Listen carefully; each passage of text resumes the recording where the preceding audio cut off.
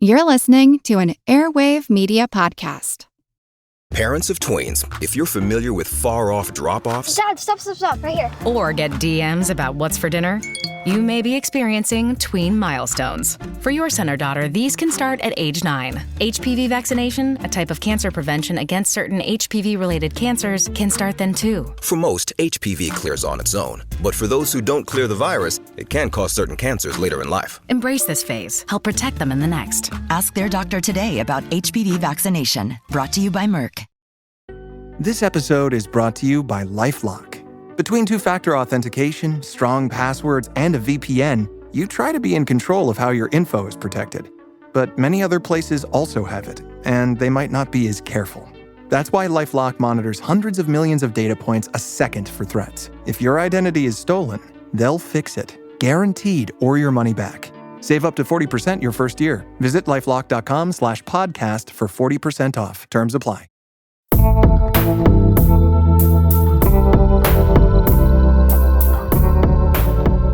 Welcome to Historical Blindness, the Odd Past podcast. As I mentioned in the last episode, I sometimes offer polls to my supporters on Patreon. If any listeners are interested in having some say in the kind of subjects this show explores, as well as the specific topics I tackle, visit patreon.com/historicalblindness and consider pledging your support.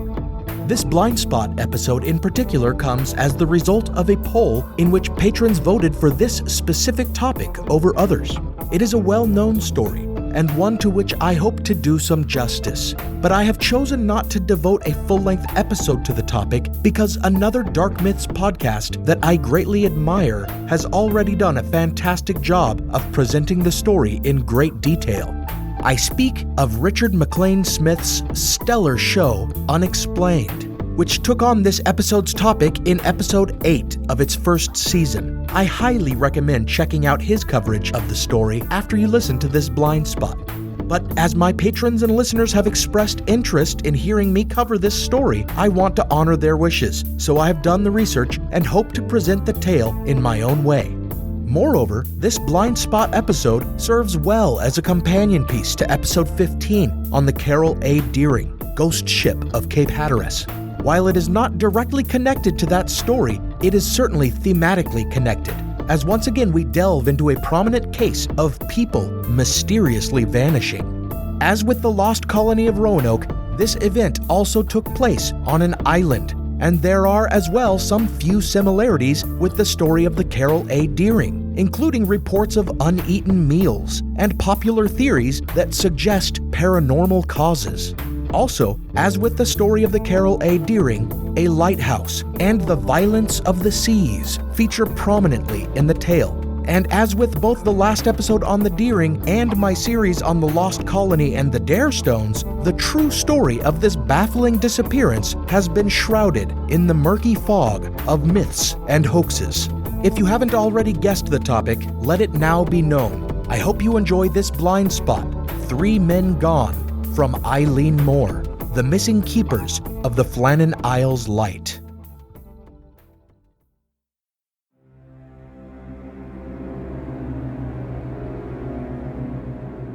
Steeped as it is in folklore and mummery, I feel I must first tell this story as it is most often received, as something of a scary campfire tale, before illuminating it with the light of scholarship and skepticism, as this is a tale of the darkness that reigns when a guiding light is left untended. Thus, we may begin with the reports of December 15th, 1900, when in the dangerous waters of the Outer Hebrides, 2 ships, the Fairwind and the Arctur, expecting to see the 140,000 candle power warning light shining from the lighthouse atop the 150-foot cliffs of Eilean Moor, the largest of the craggy Flannan Isles, saw instead only darkness. And in that darkness, as some have told it, the crew of the Fairwind saw some ragged men, like specters, rowing a boat toward the benighted isle. While the Fairwind appears not to have reported the extinguished light, the Arctur eventually did, upon finally arriving at Leith Port after considerable delay. The Arctur had bottomed out on a rock and taken on water. her captain had to beach and lighten her before she could make it into port. This delay, as well as a further 10-day delay on the part of the Arctur's agents to report the outage of the light, and a failure on the part of the Northern Lighthouse Board's lookout to note and report the problem himself, meant that no one was aware of anything out of the ordinary on Eilean Moor until the Hesperus, the Northern Lighthouse Board's lighthouse tender, arrived on December 26th, Boxing Day, with supplies and relief. On board was Joseph Moore, a lighthouse keeper, coming off his 2 weeks' leave. When the Hesperus came close enough to sight the lighthouse and saw no signal flag, it blew its steam whistle and fired a rocket, neither of which elicited any response from above.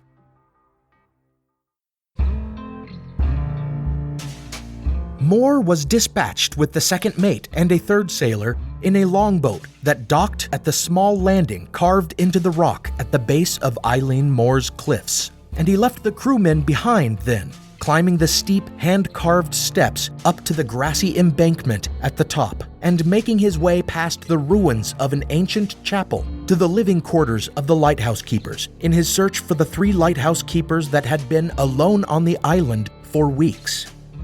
One can imagine him shouting their names as he approached: James Duckett and Thomas Marshall, or perhaps Jim and Tom to Joseph Moore, and Donald MacArthur, the occasional keeper, who may not have been so well known to him.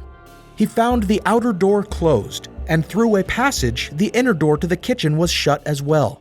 Inside, he found an unfinished meal of potatoes and salt mutton, and an overturned chair. But it was not until he noticed that all the clocks had wound down and stopped that Joseph Moore became certain the lighthouse keepers had not been there for some time. Hurrying back to the boat, he enlisted the other 2 men to help him search. In the lighthouse tower itself, they found the light was clean and full of fuel, as though well tended to the very last.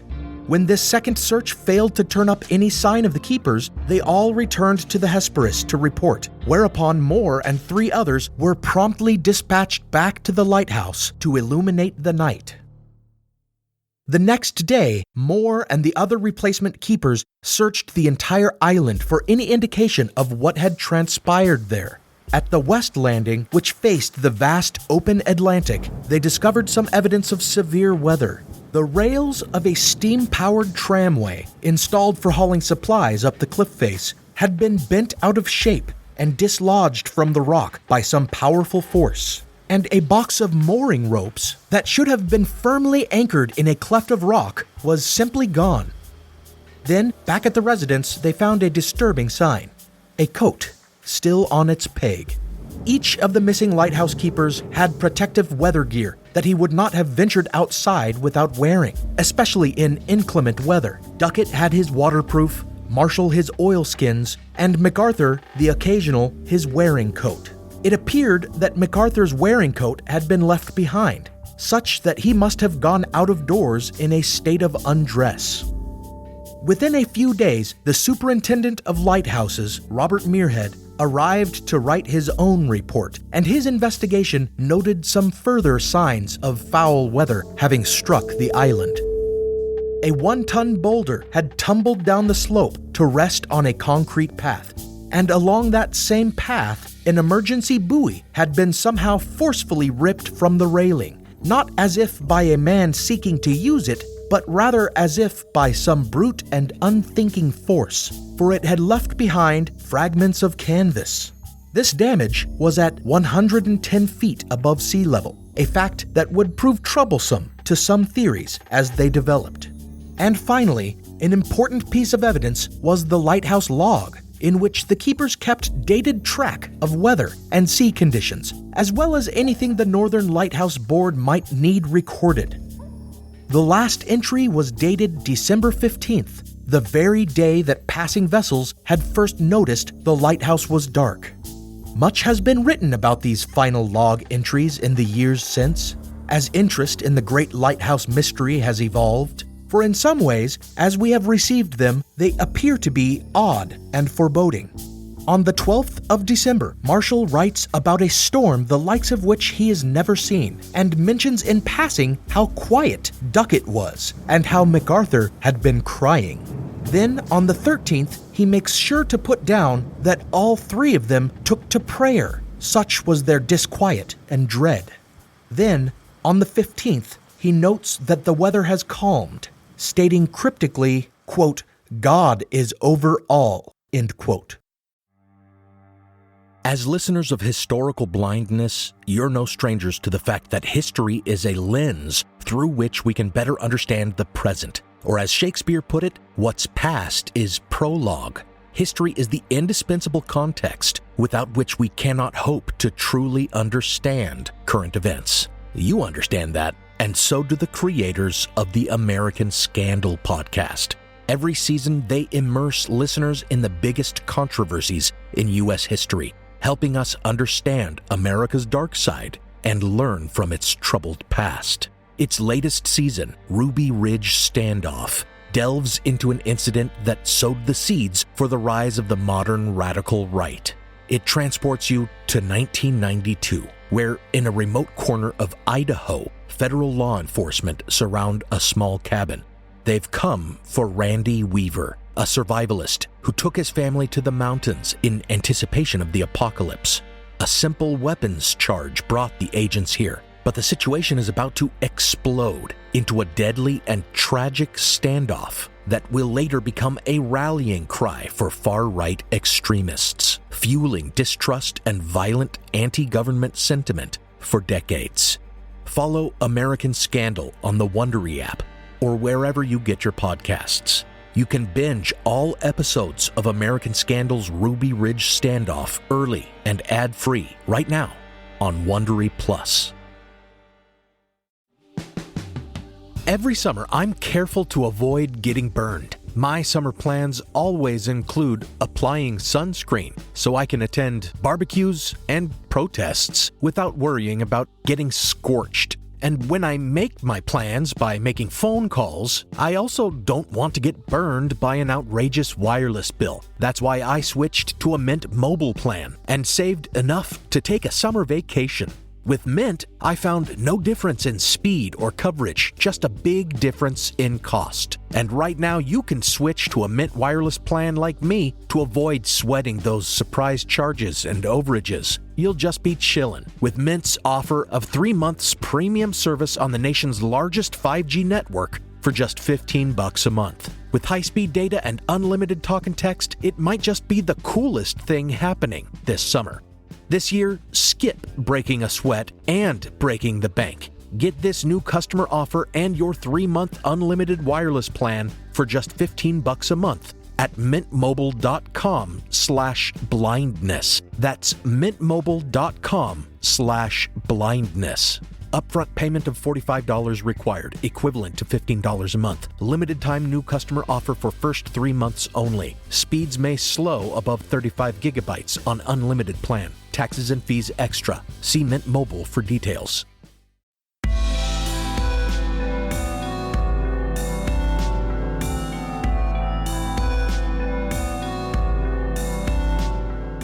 As the legend of Eilean Mor grew, so did the theories of what transpired there proliferate. The most common of these, and still the most believable, have to do with poor weather somehow sweeping the 3 lighthouse keepers into the sea, whether by wave or by wind. However, in later years, reports of the mysterious log entries, which seemed to indicate that weather could not have been the culprit, having calmed before their disappearance, have led to speculation of supernatural or paranormal explanations. So, if it had not been weather, perhaps it was aliens? Because that's the next logical jump, right? Or perhaps we should remain grounded in history and look at the lore surrounding the island itself. The only former inhabitant of Eilean Mor was Saint Flannan, a Celtic monk who, according to legend, had miraculously floated to Rome on a rock to be consecrated, was known to pronounce curses on robber barons, and, on account of a prophecy that he might become a monarch, asked God to miraculously disfigure his face in order to avoid kingship, which prayer the Lord supposedly answered. The ruins of this saint's chapel remained, and the lighthouse keepers passed it by daily. Perhaps then, the keepers offended the spirit of St. Flannan, and the monk showed his scarred face once more to curse the men. Then again, the history of the Isles extends back much further than the 7th century. According to folklore recorded in the 17th century by Martin Martin, the island had once been home to the Losberdan, people of low stature whose little bones had been discovered in the soils there. Some have turned these legends of small folk into talk of mischievous elves or spirits of dead sprites who might have acted in some impish way on the men. Regardless of the accuracy of this interpretation of the lore, though, it can't be argued that superstition surrounded the island. Martin recorded a number of strange traditions followed by those few who visited the islands to gather eggs and down from the nests of seabirds. They believed they had to have an easterly wind in order to approach the island, as a westerly wind was a fell omen. Upon passing the ruins of St. Flannan's chapel, they stripped to the waist, placed their upper clothes on the altar and prayed 3 times.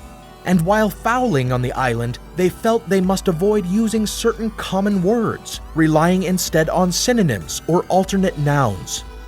Whether these men feared retribution from St. Flannan or the little Losberdan is unclear, but it's almost certain that the lighthouse men failed to follow these ancient precautions. Could it therefore be that they incurred the wrath of something that had lain dormant on the island for centuries? So go the fanciful theories of ghost story enthusiasts, at least. The problem is that most of the evidence pointing to anomalous goings-on has proven unreliable. First, the unusual log entries that supposedly prove weather could not have caused the 3 men's disappearance. Fortean Times contributor Mike Dash, in a very well-researched paper that has served as my principal source for this episode, scoured contemporary sources and found no evidence of such entries. Moreover, he shows how illogical they are, containing chronological errors, being kept only by one lighthouse keeper and not the lead keeper, and noting things that wouldn't belong in the log, such as melodramatic language and petty observations on the other men's behavior. Moreover, the log entries don't seem to have appeared until years after the fact, not so much as a hoax, but more as a dramatic embellishment added by one author who thought it made for a better story, and thereafter picked up and included in other renditions. This is how history becomes mythologized, and it seems to have happened in this story in more than one regard. For example, the entire story of the fair wind spying pale and ragged men working the oars of a lifeboat and heading for the island on the 15th also seems to be apocryphal, as it only appears in a few less than reliable sources. And again, Dash proves that the entire element of the unfinished meal appears to have been fabricated and added to the story somewhere along the way, as he digs up contemporary reports that show the kitchen was clean and tidy, and that indeed a chair may not have even been overturned, as so often gets included in the tale. The same, he points out, is true of the Mary Celeste, whose myth grew to include a fictional abandoned meal, as though the diners had vanished mid-victuals. It's enough to make one doubt reports of the ribs and pea soup in the Carol A. Deering tale. However, the unusual details that the occasional keeper, MacArthur, had left his wearing coat on the peg, and that the outer and inner doors of the living quarters had been found shut remain problematic. There are a few remaining theories, but these facts trouble all of them. First, weather. Disregarding the dubious log entries, there may well have been a violent squall at the island. It would be unusual for the men to have gone out in such weather at all, but as Dash points out, lighthouse keepers could be docked pay for being so careless as to lose equipment. And Duckett and Marshall may have donned their weather gear and gone out to secure the box of ropes, which later turned up missing. Then, either a gale force wind or a great rogue wave threatened to take them, and seeing that they were in danger or hearing their cries for help, MacArthur rushed out in his shirt sleeves to help them, whereupon all 3 had been swept away. The problem with that theory, however, is that MacArthur rushed out without his coat, but still had the presence of mind to shut every door behind him as he went. And there are other problems with the theories of a gust of wind or a wave taking them in. Some have claimed that, considering the wind's direction at the time, they would have been blown up the grassy slope, not into the sea. That leaves rogue waves, which some will argue are not known to reach such a height that they could wash the men into the sea. There was, however, hard evidence of damage at as high as 110 feet on the island, for the buoy had been violently torn from the path's handrail. While open ocean waves aren't known to reach that height, it remains a possibility that local conditions among the rocks and cliffs of the island somehow contributed to the creation of a monster wave. For example, one Christopher Nicholson has pointed out that the geos, or narrow gullies along the coastline, could channel the crashing sea into gargantuan waves. Others, likely encouraged by the mythical log entries and rejecting weather as the cause altogether, have theorized that the occasional MacArthur went stir-crazy or came to resent the other two keepers and simply snapped, leaving his coat and going out to attack the men, whereupon he shoved them over into the sea and fell with them during the struggle. There is no real evidence for this rendition, though. The man was a 40-year-old former soldier with a wife back on the mainland. If any of them might have snapped, one would think it might have been the unmarried 28-year-old Marshall. Then there are other theories. Perhaps they were taken off the island by a ship, perhaps by the Secret Service or foreign agents. But a weather disaster remains the most viable. Mystery indeed persists, but to me it seems boiled down to a matter of a coat on a peg and some shut doors. What could have compelled MacArthur to go out of doors without any protection from the weather? Whatever the reason, it must have been something that caused him to run out in a mad rush, which doesn't correspond with the fact that doors had been neatly shut behind him.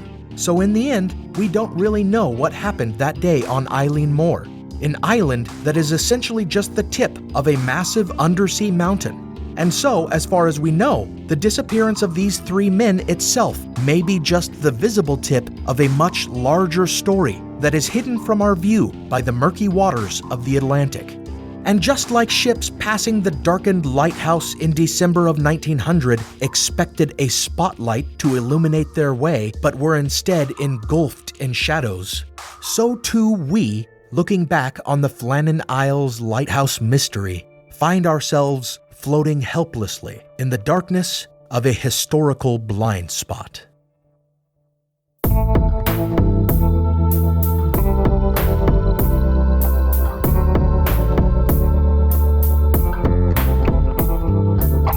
Thanks for listening to Historical Blindness, the Odd Past podcast. Some music on this episode was provided by film composer Alex Kish.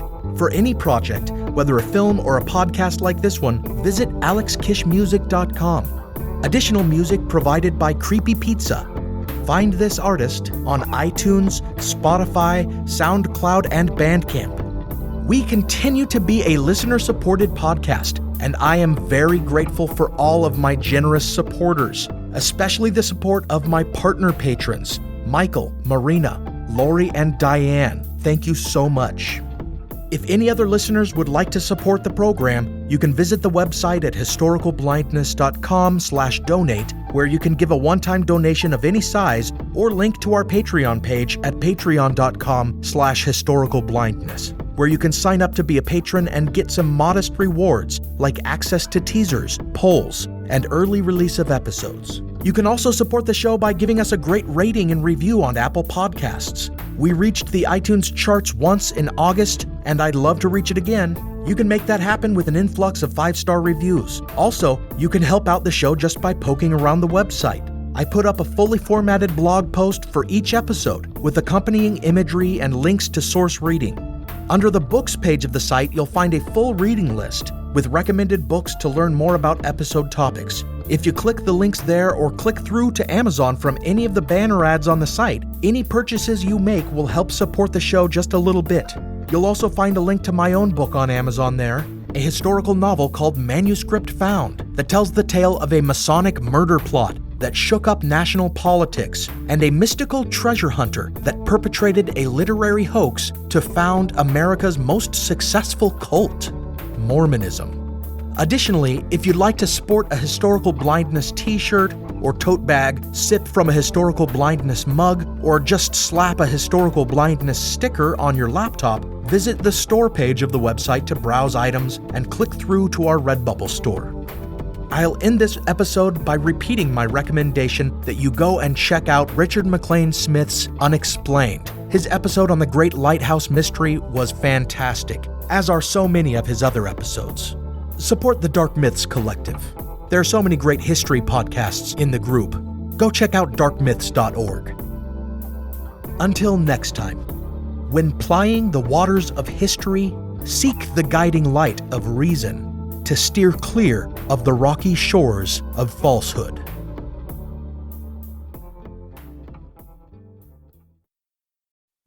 The Civil War and Reconstruction was a pivotal era in American history.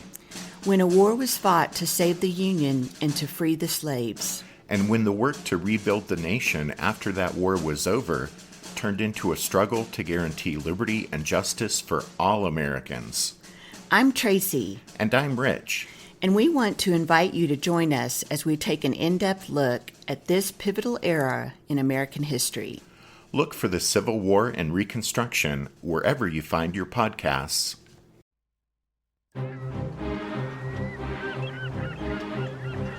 Hello, this is Matt from the Explorers Podcast. I want to invite you to join me on the voyages and journeys of the most famous explorers in the history of the world. These are the thrilling and captivating stories of Magellan, Shackleton, Lewis and Clark, and so many other famous and not so famous adventurers from throughout history. Go to explorerspodcast.com or just look us up on your podcast app. That's the Explorers Podcast.